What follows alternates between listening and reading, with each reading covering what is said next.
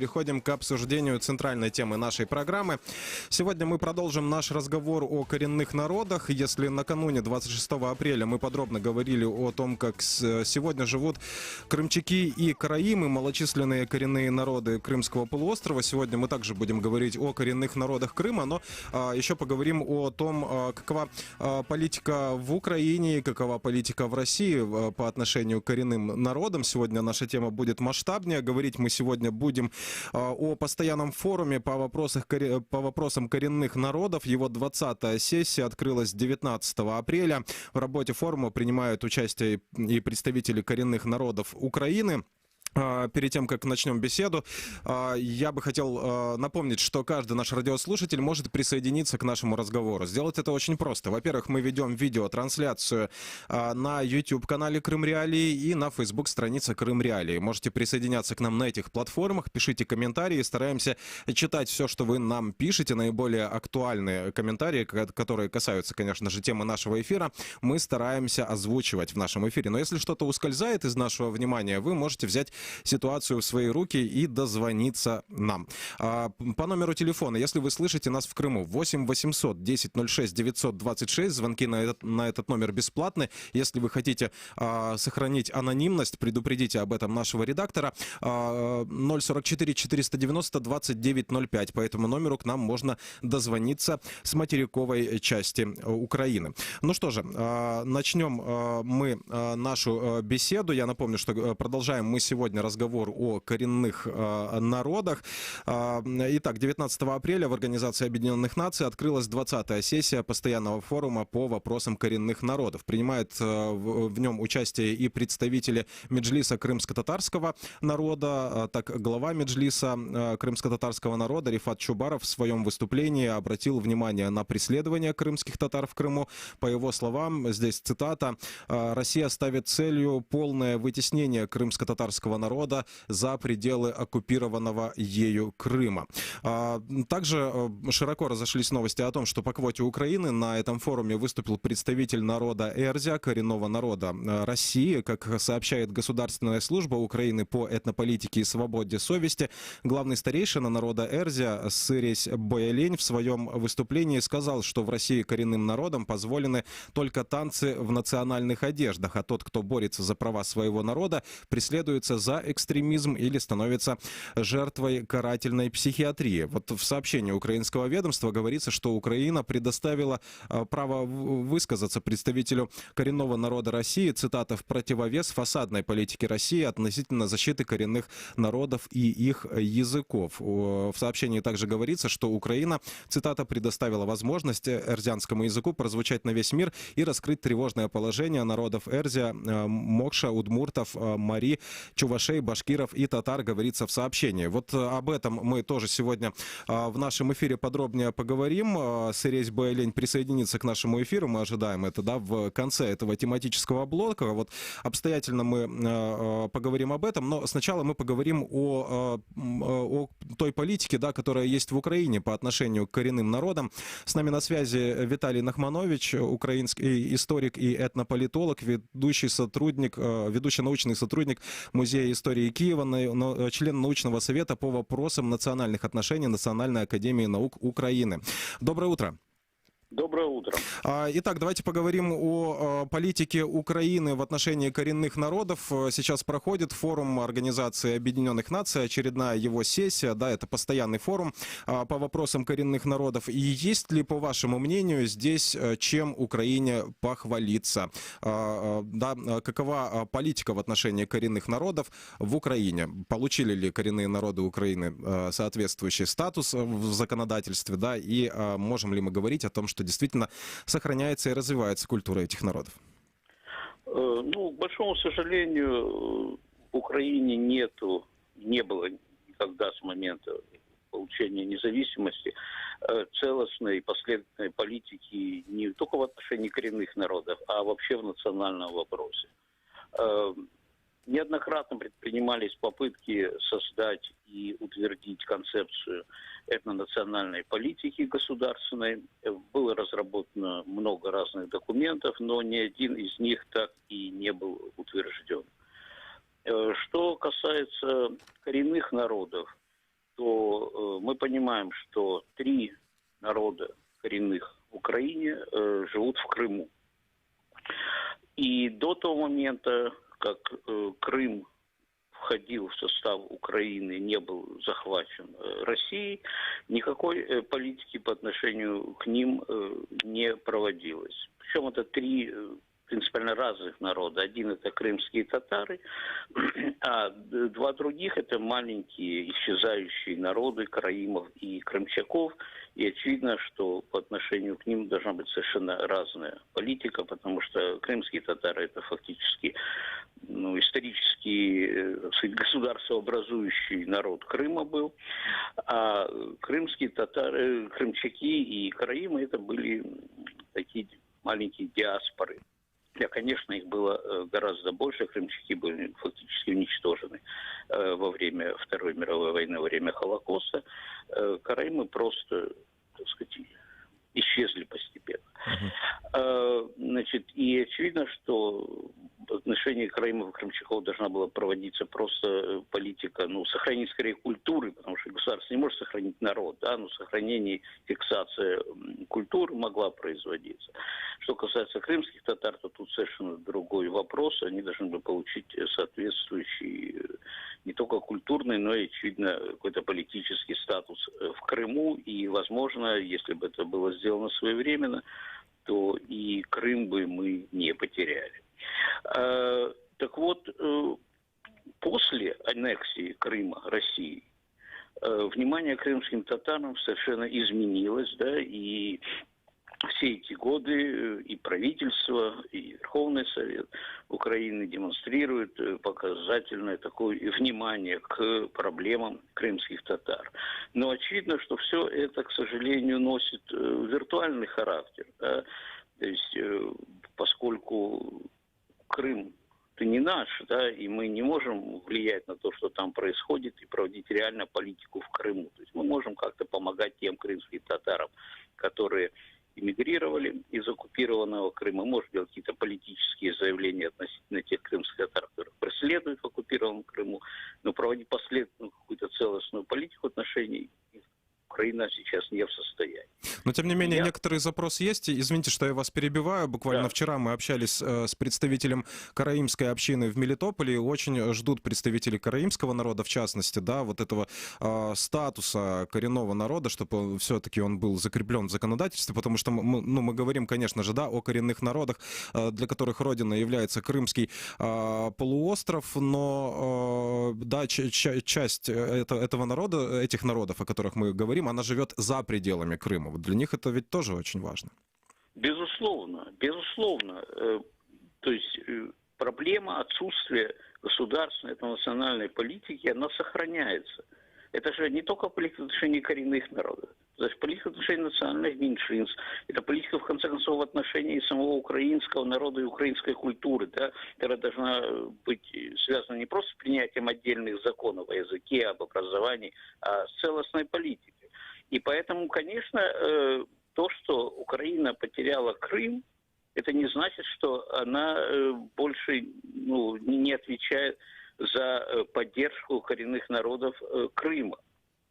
И повторяю, что касается народов караимов и крымчаков, то тут вообще не имеет значения по большому, в значительной мере, принадлежит Крым Украине или нет. Конечно, там есть памятники в Крыму этих народов материальные, к которым мы не можем сейчас иметь доступа, но их культура, их история, их язык, их какие-то традиции и религиозные верования, это все можно поддерживать, это можно изучать, как-то фиксировать и популяризировать. И поддерживать, в конце концов, не такие большие деньги нужны, чтобы просто поддержать их небольшие какие-то культурные организации, которые существуют на территории Украины, которые находятся под властью законного правительства.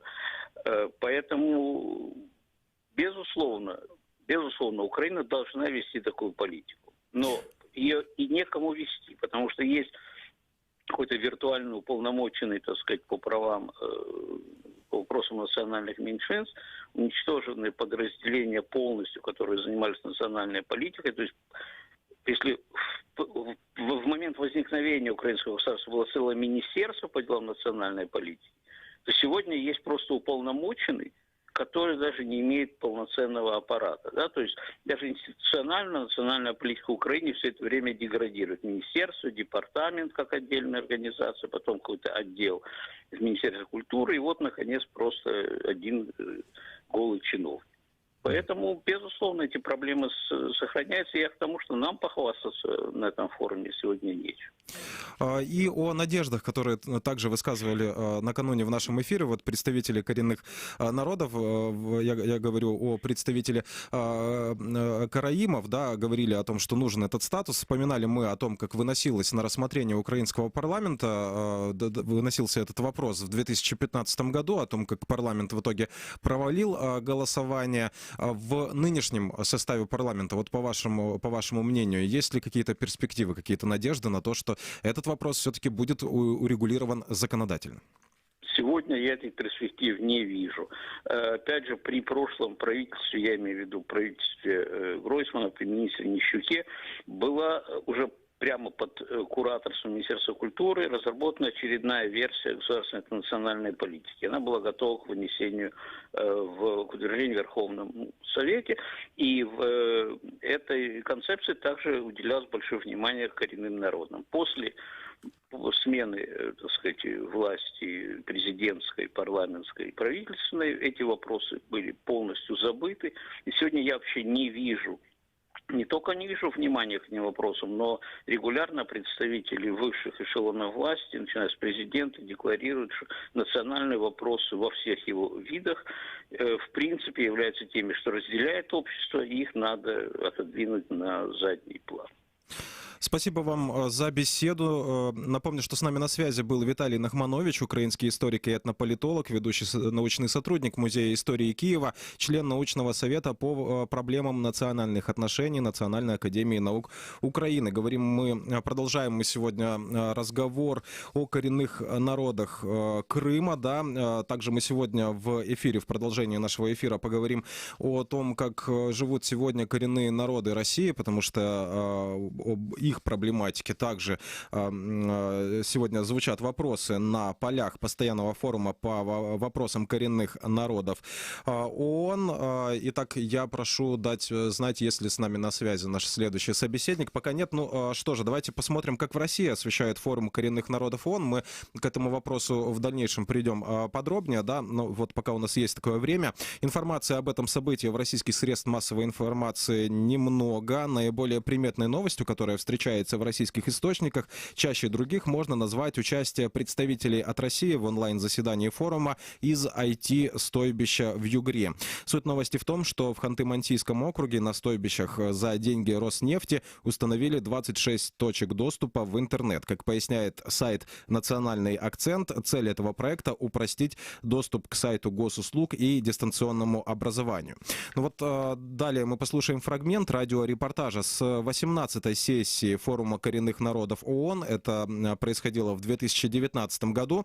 На эту сессию приехали вот такие представители: Елена Бибикова и ее дочь Вероника Осипова. Это представители народа Уильта, живущего на Сахалине. Они привезли выставку необычных работ. Из рыбьей кожи были выполнены образы уильтинских мифов и легенд. Елена Бибикова рассказывает о том, как вследствие русификации был практически утрачен язык и фольклор народа Уильта. И как сейчас удается сохранять хотя бы крупицы. Мы чисто примирились с этим. Оно стало теряться уже давным-давно, когда мы все обрусели, ушли из тайги, у нас народ кочевой. У нас вся лексика связана была с кочевым образом жизни. Детские сады открылись, там обучение на русском языке, потом школы на русском языке. Все на русском материале только росли, выросли. Поэтому как-то наш фольклор остался по боку. Потом следующий шаг – это книга, собранные сказания, легенды народа Уильта японским профессором Дзиро Ихигами. Вот, мне подарили они эту книжечку, и я почитала, и была такая счастливая. Он записал одну легенду с самого начала до конца, тоже уильтинки, талантливой такой сказительницы. И эта работа долго лежала. Потом уже ученица моя, тоже японка, приехала она на год, выучила русский и ультинский. И вот мы с ней взялись вот за эту легенду. Это вот Манга Марге? Я, наверное, Нет, неправильно это произношу. другая, это другая? сказание. А это Окей. была легенда Сеймуникену называется. А потом уже мы узнали сказания этих северных ульта. И Ника, когда стала работать с рыбьей шкурой, она образы писала так, что в голову придется.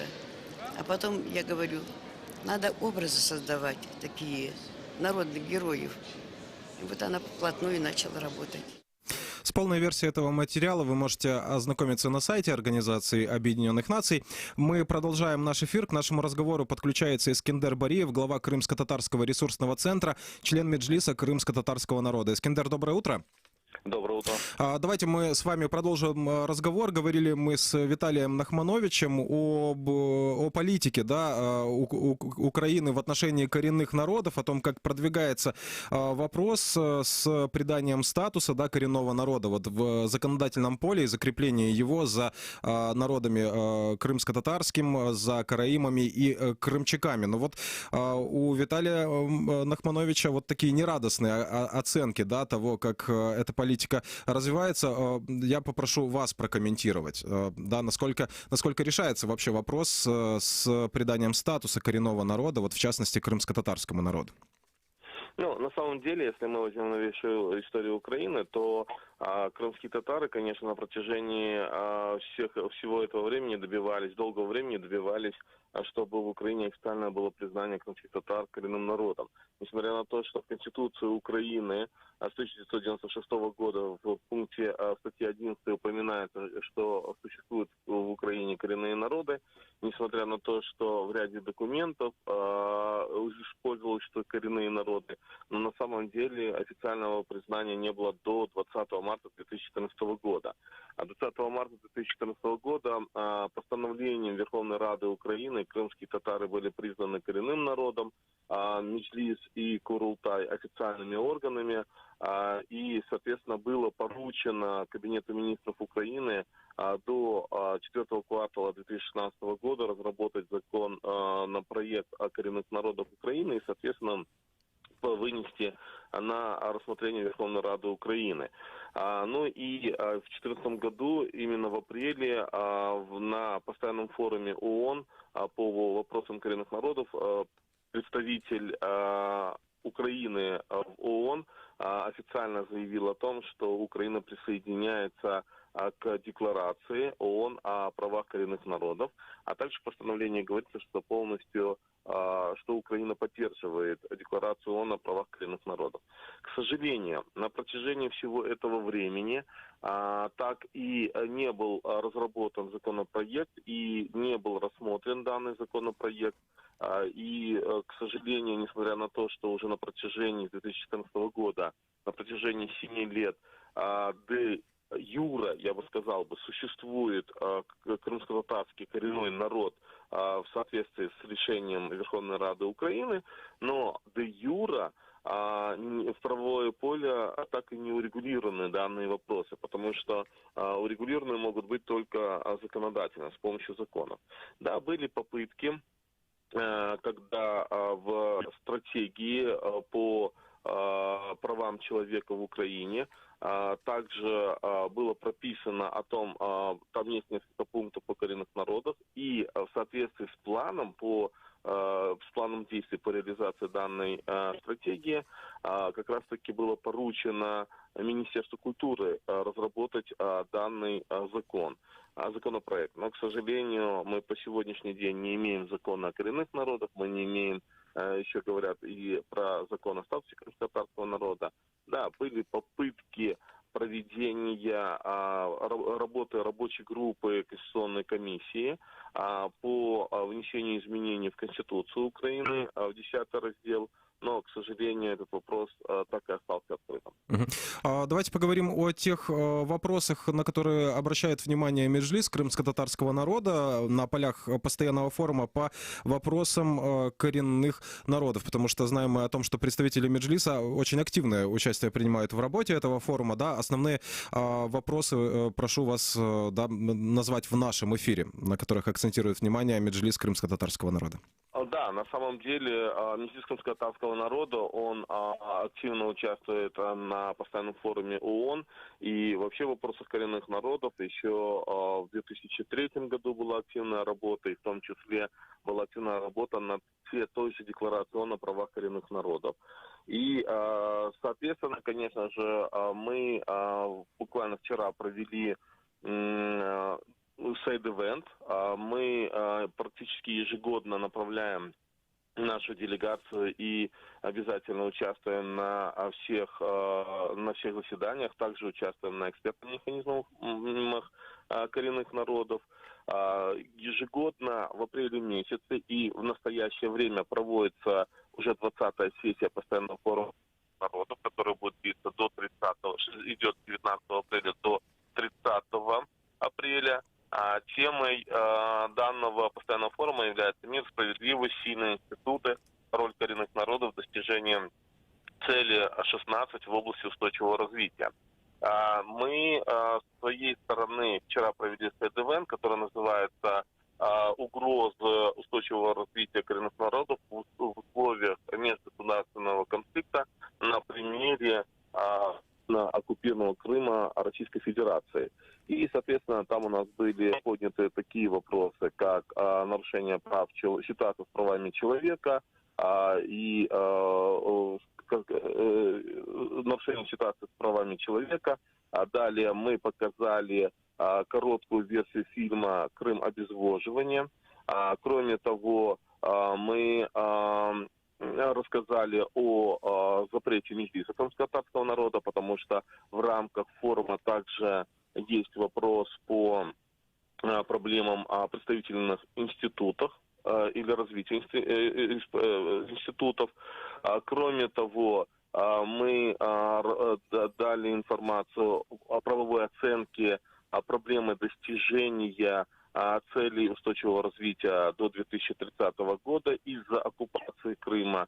Ну и, конечно же, вчера на сайд-эвенте у нас принимали участие и замминистра, первый заместитель министра Украины имени Джапарова, и полномочный представитель Украины в ООН Сергей Кислица, председатель Меджлиса Рифат Чубаров, я, далее Плотников Алексей, который является юристом-международником, представители Караимов, представители Крымчаков, Ламброза Вячеслав и Арабаджи Елена, а также присутствовали представители других коренных народов Америки, Азии, которые активно участвовали в нашем мероприятии и пришли поддержать, а также представители миссий других стран в ООН. В частности, вчера выступили в поддержку представители Польши, представители Латвии, представители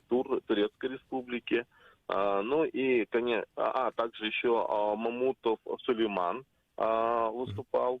И модератором был наш друг Оливер Лода, сам эстонец по национальности, но он активно занимается... Да, он бывший эксперт форума коренных народов.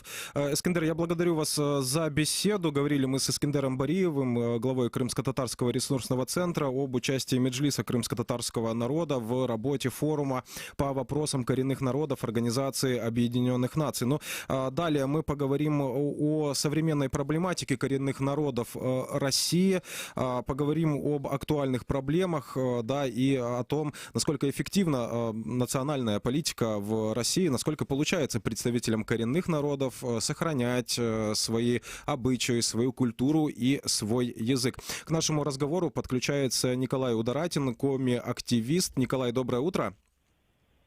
Здравствуйте.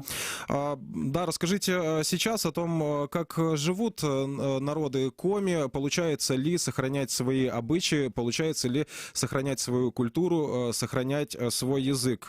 Чуть ранее в нашем эфире мы слышали рассказ представителей народа Уильта, который живет на Сахалине, да, о том, что практически вот не осталось живых носителей, почти не осталось языка. Там говорили они о том, что порядка 40 человек знают язык народа Уильта. Да? Ну, расскажите о том, как обстоят дела вот с языком народов Коми. Ну, что говорить о Республике Коми, не такое критическое положение, как на Сахалине. Нас более 200 тысяч, и носителей языка около 150 тысяч. Но, конечно, это сейчас сокращение идет носителей языка, так как поколение, которое еще училось в советских школах, которое учило коми язык, оно уже уходит. Вот, а молодое поколение не очень хочет изучать язык. Не созданы те условия для изучения языка. Вот в этом самая главная проблема. Ну и, конечно же, проблемой будет, я бы сказал так, такое экономическое положение республики. Сейчас и бюджет республики находится в таком по положении, что да, мы берем кредиты, ни на что денег не хватает, хотя нефтегазодобывающая республика, донор, и фактически находится в таком колониальном положении, откуда деньги вывозятся, а назад ничего мы не получаем. И в этом вот связано, то, что нет поддержки от государства по каких-либо проектов по сохранению и культуре развития коми народа. И вот если говорить о том, что вот это такое положение, что к нам в республику ставят ставленников, то есть незнакомых с культурой коми народа, откуда-то приезжих, мы вот все ратуем, чтобы чиновников и высших должностных лиц назначали из республики Коми, а не выбирали, точнее, из республики Коми, а не откуда-то приезжих. Я цитировал сегодня в нашем эфире новость из Ханты-Мансийского округа. Да, сообщают российские средства массовой информации о том, что представители от России принимали участие в онлайн-заседании форума коренных народов ООН из IT-стойбища. Да, суть новости заключается в том, что в Ханты-Мансийском округе за деньги Роснефти установили 26 точек доступа в интернет. Ну и подается это, да, как в том числе вот такая забота о представителях коренных народов. Действительно ли можно считать установку точек доступа в интернет на стойбищах, да, вот по вашему мнению, какой-то заботой, да, и помощью в сохранении быта, культуры, языка? Но я бы не сказал, что это прям сохранение быта и языка. Конечно, интернет это хорошо, но к сохранению быта и языка, культуры народов это не относится. Вот если говорить о Республике Коми, опять же, то у нас, да, развита вот эта сфера, у нас работают прекрасные люди, которые занимаются развитием в социальных сетях, в интернете вообще коми языка, созданы шрифты для коми языка, там выложены онлайн-словари, вот это, да, конечно, хорошо, но установка простых антенн – это не той сферы деятельности, чтобы сохранять язык и культуру развивать. Я благодарю вас за беседу. Напомню, что с нами на связи был Николай Ударатин, коми-активист. Мы продолжаем наш эфир. Я напомню, что к нашему эфиру может присоединиться каждый наш радиослушатель. Вы можете дозвониться к нам по телефону 8 800 10 06 926, если вы слышите нас в Крыму. Если вы хотите дозвониться к нам с материковой части Украины, звоните нам по телефону 044 490 2905. Мы продолжим наш разговор буквально через несколько секунд. В эфире радио Крым Реалии 105,9 FM. Слушай новости, ток-шоу, авторские проекты.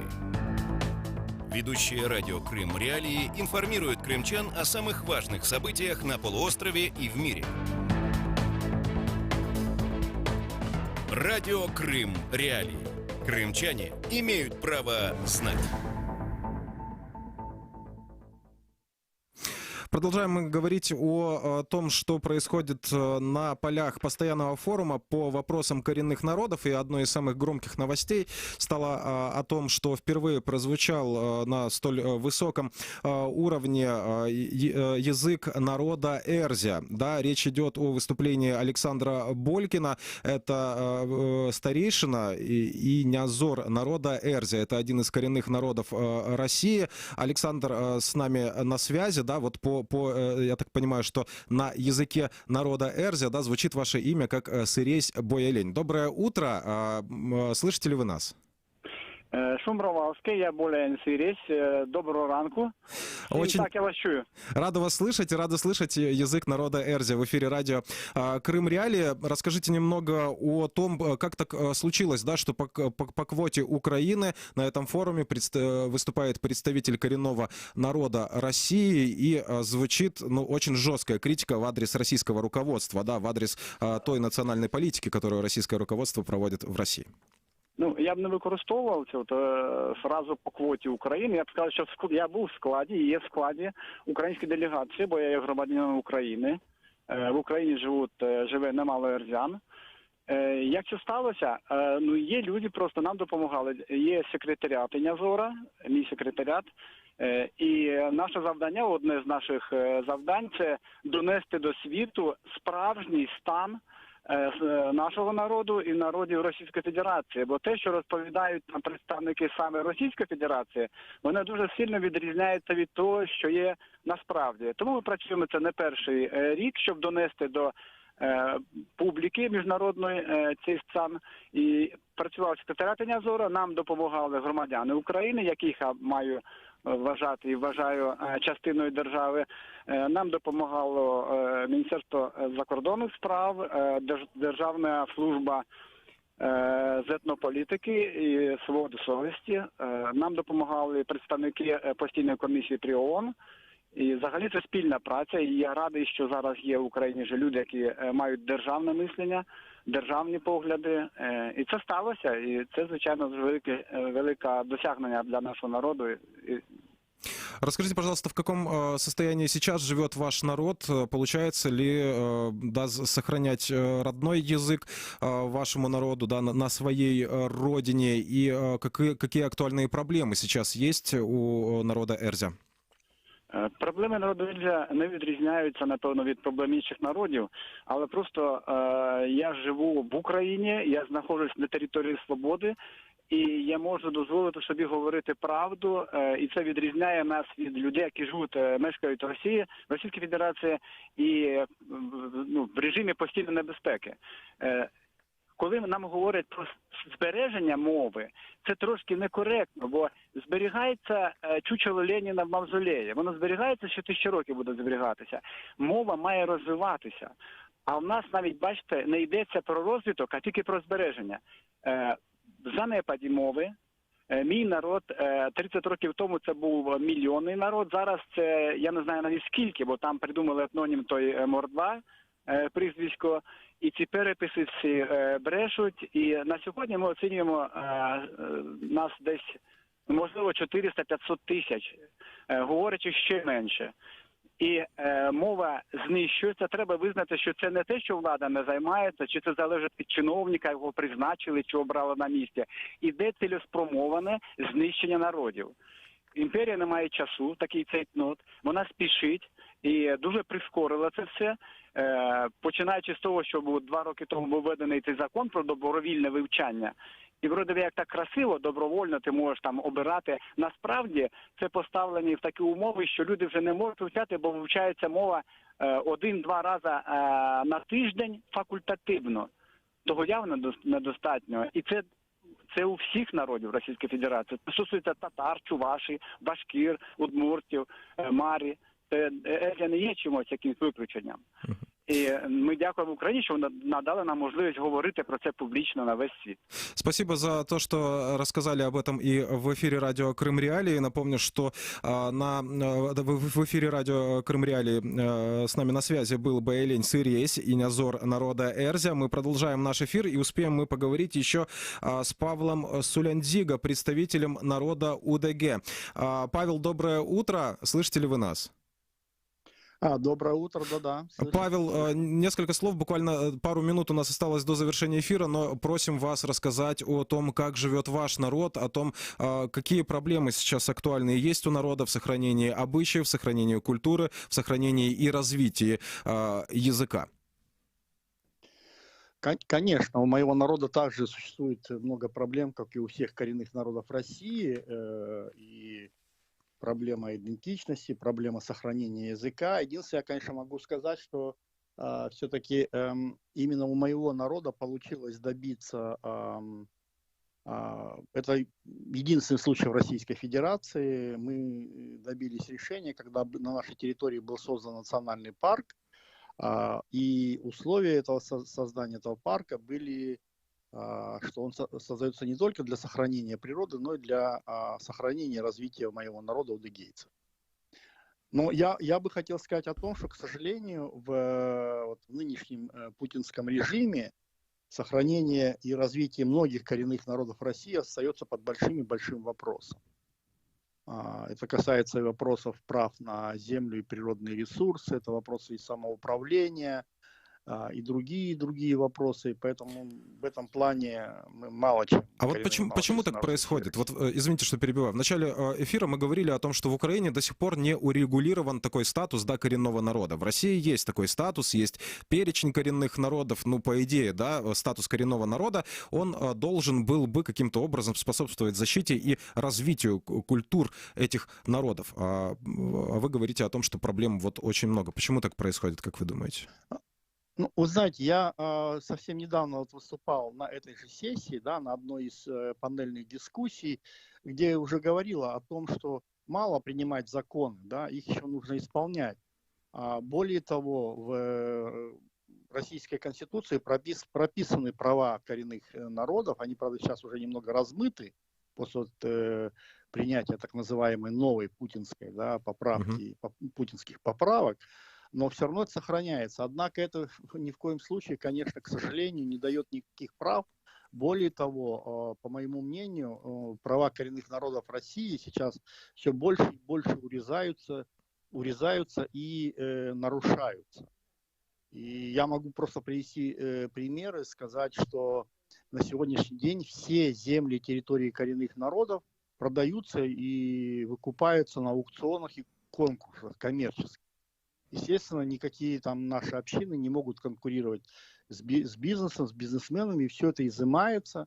И я уже еще в 2012 году, выступая на Конгрессе народов России, говорил, что в Российской Федерации существует новое крепостное право в отношении коренных народов Севера Сибири и Дальнего Востока. Это когда на конкурсах и аукционах продаются земли и территории коренных народов, при этом естественно, коренные народы продолжают там жить, но в какой-то момент приезжает к ним непонятный дядя с документами, говорит, здесь это все мое, да, я вас отсюда не гоню, живите, но все, что вы добываете, это все мое. Вот так и, к сожалению, живут и выживают наши народы. Я могу сказать, что смертность, суициды среди народов России, среди вот коренных малочисленных народов Севера Сибири и Дальнего Востока самые высокие. Спасибо за то, что рассказали нам. Да, я напомню, что говорили мы в эфире радио «Крым. Реалии» о том, что происходит с коренными народами, да, в том числе и в России. С нами на связи, напомню, что был Павел Суляндига, представитель народа УДГ. Мы продолжаем следить внимательно и за жизнью коренных народов Крыма, да, за жизнью коренных народов Украины. И если вам есть что добавить к сегодняшнему разговору, если вам есть что добавить о жизни коренных народов России и о политике российского руководства по отношению к коренным народам, вы можете написать нам на редакционную почту или дозвониться по номерам редакционных телефонов. Все они указаны на сайте, я их неоднократно повторяю в нашем эфире и буду повторять далее. Ну а сейчас мы переходим к следующей теме нашей программы. В эфире радио «Крым. Реалии». Вот о чем мы поговорим далее. Американская академия кинематографических искусств и наук на 93-й церемонии вручения премии «Оскар» назвала лучшим фильмом 2020 года, отметив его лучшую режиссуру, фильм «Земля кочевников». Режиссер фильма Хлои Джао назвала создание фильма о жизни кочующих в Соединенных Штатах, цитата, «безумной поездкой, которая случается только раз в жизни». Получив статуэтку, режиссер сказала, что награда присуждается всем, у кого есть вера и смелость, чтобы сохранить добро в себе и друг в друге. Это была цитата. Кроме того, лучшей актрисой стала Фрэнсис Макдорманд, которая сыграла в «Земле кочевников». Лучшим актером стал Энтони Хопкинс за игру в фильме «Отец». Ну что же, поговорим мы об этой церемонии вручения «Оскара». С нами на связи Алекс Шпилюк, украинский кинокритик и киновед. Он с нами на связи по видеосвязи, да, по скайпу. Доброе утро. Доброе утро. Итак, давайте поговорим о главном, да, что можно отметить в вручении кинопремии в этом году, да, по итогам 2020 года, учитывая, что из-за пандемии многие премьеры переносятся, откладываются. Есть фильмы, которые вовсе не выходят. Насколько конкурентным был «Оскар» 2021 года? Трудно сказать, насколько он был конкурентным. Во всяком случае, все номинанты, и это все отмечают, так или иначе, в своем огромном большинстве касались каких-то очень серьезных социальных или политических или исторических вопросов. И думаю, что особой конкуренции там не было, потому что, в принципе, все лауреаты были достаточно предсказуемы, ну, буквально, может быть, 1-2 неожиданных, но достаточно, опять же, прогнозируемых лауреатов. И что самое интересное, ну, не самое, но очень характерное для этого года, для «Оскара», это то, что награды распределились в общем-то поровну. Не было какого-нибудь одного фильма, который был бы настоящим лидером. То есть у главного как бы триумфатора 3 «Оскара», и несколько фильмов получили по 2. Ну, то есть очень, очень ровное как бы распределение наград. Ну вот для меня знакомство с фильмами-лауреатами кинопремии «Оскар», ну вот с большинством этих фильмов, еще предстоит. Поэтому хотелось бы у вас спросить совета, да, может быть, рекомендации, что лично вам из этого списка номинантов на «Оскар» приглянулось больше всего, что вы можете посоветовать мне и нашим радиослушателям в первую очередь посмотреть? Ну, в любом случае, я считаю, что все те фильмы, которые получили свои статуэтки, они так или иначе заслуживают внимания. Все зависит от ваших или от наших слушателей вкусов, что их как бы больше привлекает. Их привлекает социальное кино, их привлекает психологические драмы, их привлекает как бы наблюдение за тенденциями современного кинематографа. Я думаю, что имеет смысл просмотреть все.